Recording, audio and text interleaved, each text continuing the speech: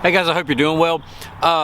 With springtime officially here and annual color change upon us, a issue that we're seeing, I don't want to call it an issue, but it's definitely a watch out or something to keep in mind is that with all of these unseasonably cool temperatures we've having, we're still getting pretty cold at night. A lot of your wintertime annual color is still thriving and looking really good. And you might be tempted to not pull it and not get your summertime stuff in the ground yet because, why would you? This stuff still looks good.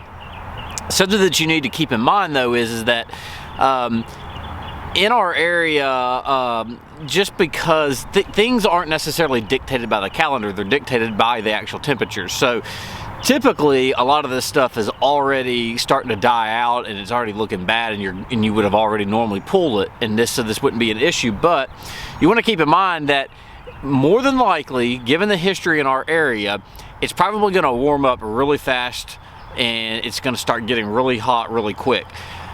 The reason that's going to be an issue, or that you need to be concerned, or you need to have this in the back of your mind, is that you want to make sure that you get this annual color plenty of time to get in the ground. You want it to get established. You want it to start maturing, get a good developed root system, so that when these super hot temperatures do get here, you're able to have a well-established crop of flowers in the ground that are going to survive and thrive and do much better.